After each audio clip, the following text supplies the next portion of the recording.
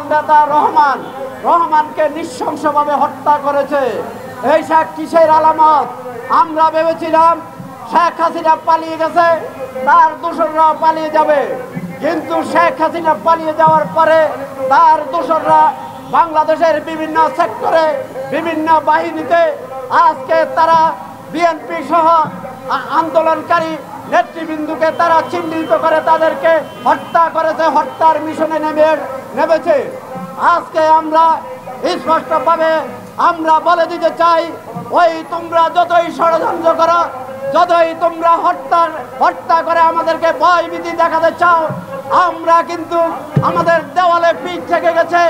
আমরা সেদিন বলেছিলাম ওই শেখ হাসিনার দাম্ভিকতা এবং প্রতিহিংসার শিকার হয়ে আমাদের নেত্রী বিএনপির সাবেক প্রধানমন্ত্রী বেগম খালেদা জিয়াকে অন্যায়ভাবে একটি ক্যাঙ্গারু আদালত বসিয়ে তাকে সাজা প্রদান করে তার উপর নির্বিচারে মানসিক নির্যাতন করে তাকে গৃহবন্দী করে রাখা হয়েছিল।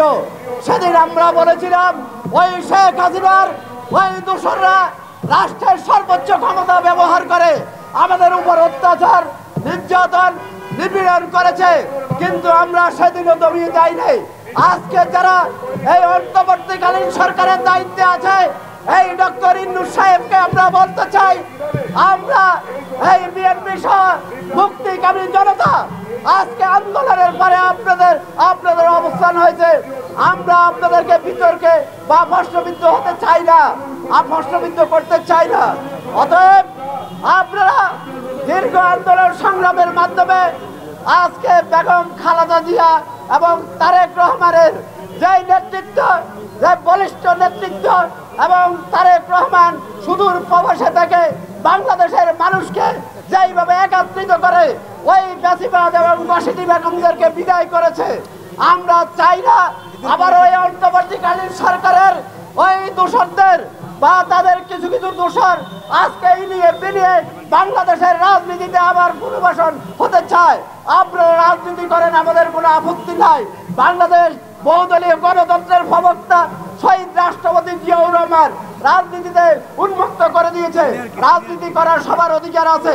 অতএব রাষ্ট্রীয় ক্ষমতা থেকে রাষ্ট্রের সুযোগ সুবিধা ভোগ করে আপনারা দল গঠন করবে, এটা হতে দেওয়া যায় না এবং এটা কখনো হবে না।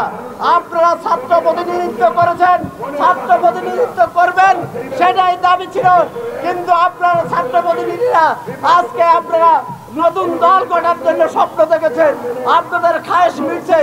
আপনারা কে কি অবস্থায় আছিলেন আমরা সবাই জানি। আজকে আপনারা দামি গাড়ি, আজকে দামি শাড়ি পরে লাল গালিচা দিয়ে আপনারা নদী খননে আপনারা উদ্বোধন করেন, এটা কিসের আলামত?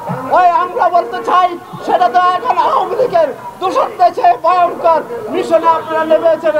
আপনারা জনগণের ট্যাক্সের টাকা দিয়ে জনগণের ট্যাক্সের টাকা লুণ্ঠন করে আপনারা দামি গাড়ি দামি শাড়ি ব্যবহার করে লিপস্টিক পরে আপনারা জনসম্মুখীনে আসতে চান, এটা কিন্তু জনগণের বিবেকের প্রশ্ন হয়ে দাঁড়িয়েছে। অতএব আমরা রাজনীতি করব রাজনৈতিক ভাষা। আমরা সেদিন বলেছিলাম ওই শেখ হাসিনাকে যে রাজনীতিক ভাষা ব্যবহার করুন, কিন্তু শেখ হাসিনা